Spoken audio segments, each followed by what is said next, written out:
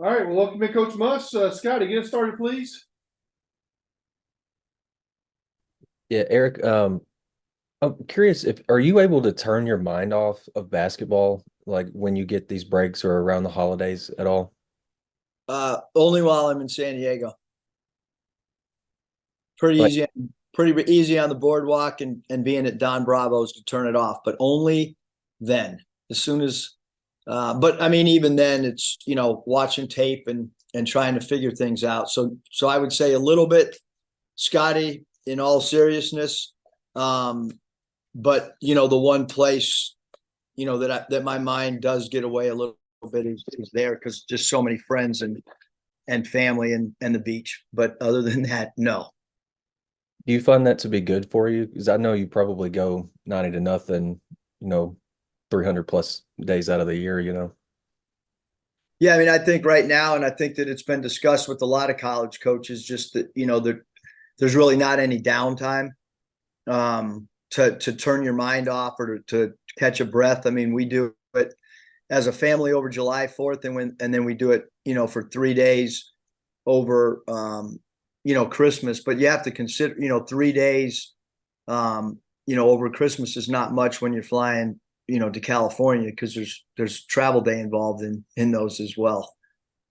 Last thing I've got, just 5 games this month. How have you and how have the guys handled it and kind of taken to some of the downtime between games?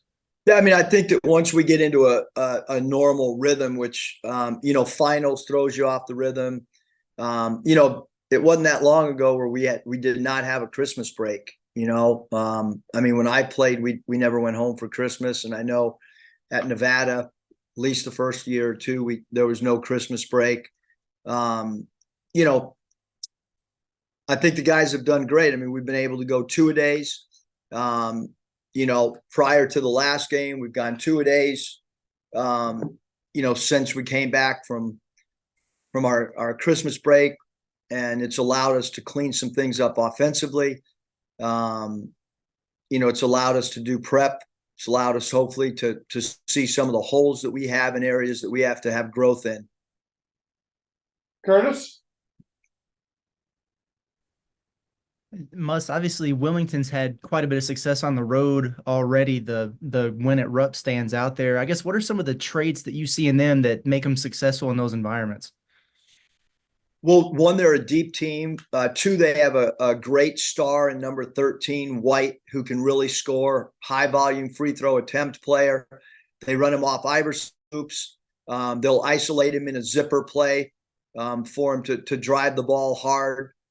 They have 3-point shooting surrounding 13, White. Newby's a really good shooter, number 1. Jenkins, number 0, is an incredible shooter. Ross can make shots at the power forward spot. Hodge can make shots. Both of their backup bigs, both of them can make threes. And then they have a point guard in Phillips, who's a really, really steady, heady, smart, excellent mid-range shooter, good dribble driver, really good player inside of 17 feet. They know their roles. They play with a good pace offensively. Defensively, they'll deny a little bit at times. They have a little bit of a three-quarter court press that they'll do at times. They'll switch a lot defensively. We've had enough time to dissect many of their games. You mentioned they played well on the road. They got a great record. It's a team that I'm sure in their conference will be at the top of their conference. So all those, those are some of their characteristics. And interestingly enough, like, their one center, I mean, he played like 40 minutes on the season. He played 20 minutes against Kentucky and hit a big three, that being number 23, and 30 is their normal backup center for and he did not play much against Kentucky, but in the other games, he's a three-dimensional scorer who can score on the block, score facing up, and make threes. So, and then McGriff, 21, who starts at center, is an active player who rebounds, and then right around the 16-40 mark, they're going to sub 5 guys at a time. hockey line sub against Kentucky. They did that hockey line sub again at the 12-minute mark. So it's a team that's very, very dangerous. It's a team that is very well coached. It's a team that understands their roles, and it's a team that has 2 stars surrounded by really, really good perimeter players, and it's a very, very old team.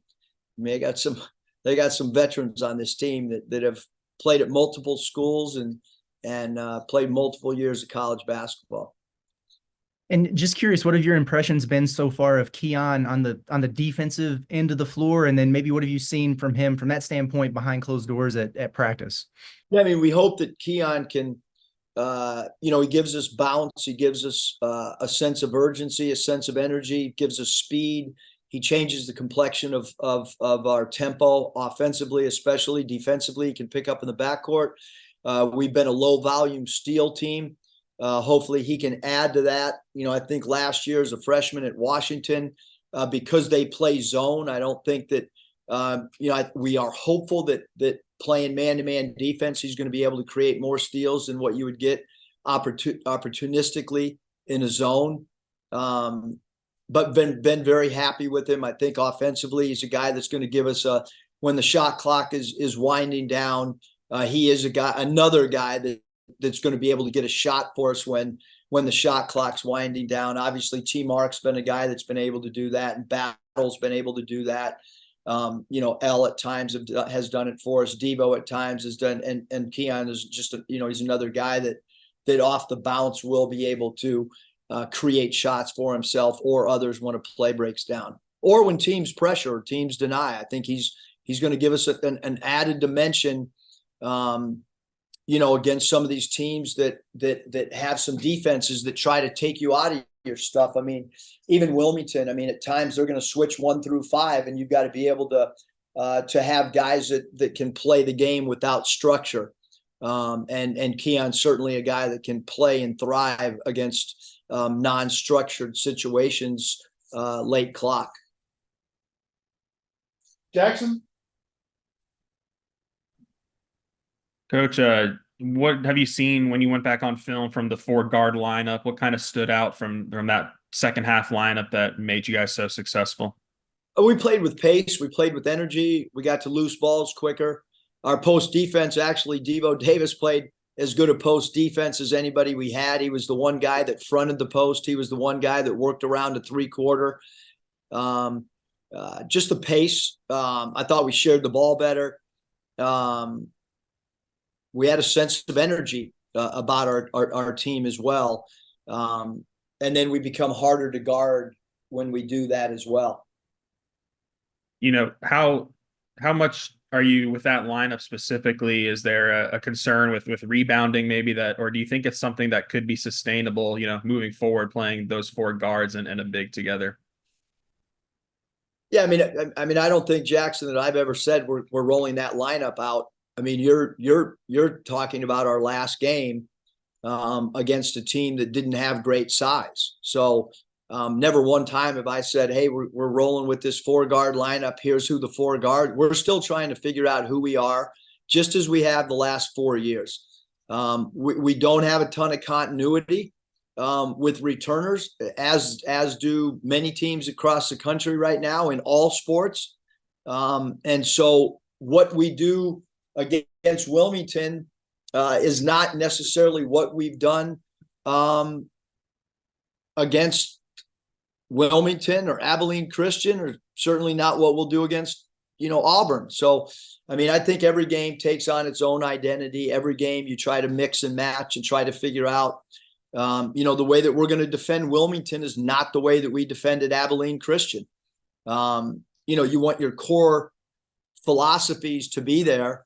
Whether we go, 4-guard lineup against teams that press, maybe that happens. Maybe a big's playing really well and you don't want to take him off the floor. I don't have a crystal ball on, but I do think that group in that particular game, Jackson, they played very, very well together. Bob? Eric, sorry, it's pressing the wrong thing there. Hey, I wanted to ask you about bench points. Sorry, I pressed the wrong thing a lot in a lot of games of late. Okay, well, she'll get it figured out. Hey, obviously KB's played off the bench all year and really most of his career. T-Mark's played off the bench of late.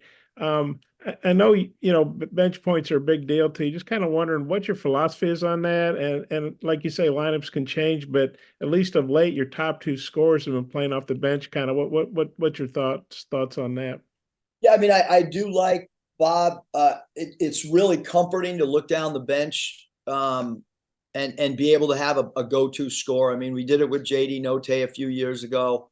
If you just start your five scores or however you want to word it, and then you get down in a game, how do you it puts you in a dilemma then.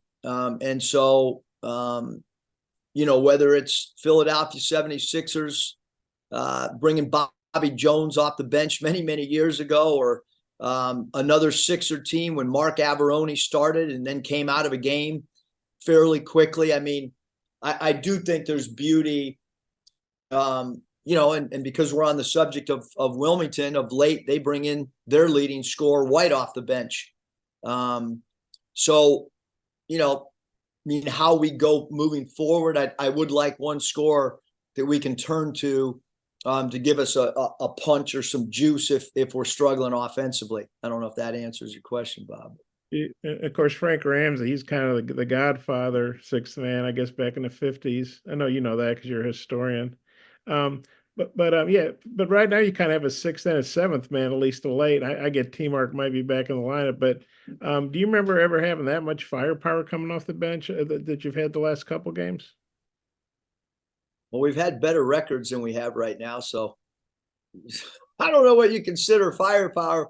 I mean, two guys scoring 43 points off the bench, I'd call that firepower, and 62 points off the bench total, I'd call that firepower. Pretty good firepower. Yeah, but we want it to correlate to our record.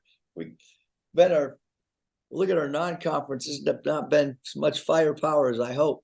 Or we got to defend. Maybe maybe you're right, Bob. Maybe we got enough firepower off the bench and defensively things got to change and get better.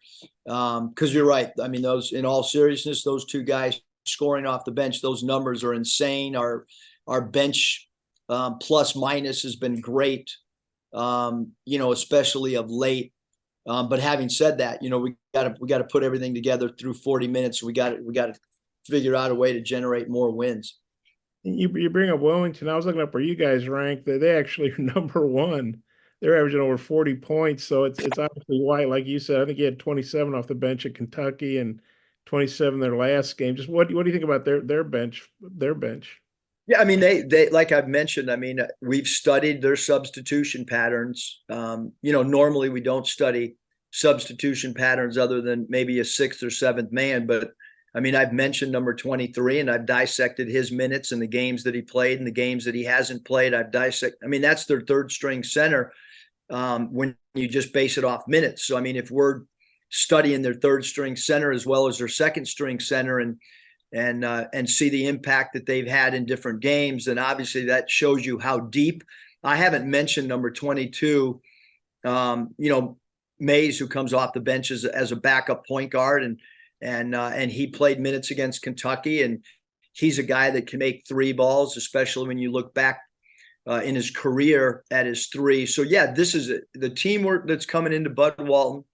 On Saturday, uses their bench and is as deep as any team that we've played all year, and probably as deep as any team that we will play all season long, and uses their bench as effectively as any team that we've played all season, and certainly anybody that we will play. I don't know if I've seen an SEC team this year, and I have not studied them like we have an upcoming opponent, but they do hockey line sub. 5 at a time, and they'll do it for sure. What they've done of late is at least at that 16.5 to 17.5 minute mark. That's coming at you. So, and then, like I said, they've done it again around the 12 or 13 minute mark in other games as well. And then, I know upsets are happening every week, but When you saw that knowing you were playing Wilmington and they won at Rupp, what went through your mind? What was your reaction to that? And is that something that you can really, use with your team to make sure you guys are at your best? Well, I mean, all you got to do is look at Wilmington's record and that should, that lets you know how good they are. But we try to schedule teams that are really good. I mean, that's the object of what we do.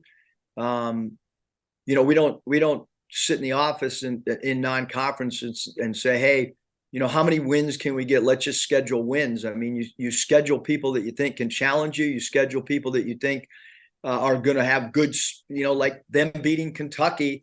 It's not good for the SEC, but it's good for our strength of schedule. If they beat a Power 5 team, that's good for us that Wilmington has had success. So for us, we have to come ready to play. I know as a coaching staff, we have as much respect for Wilmington as any team that will play all season long because they got a star player. They got a secondary star. They got great surrounding pieces.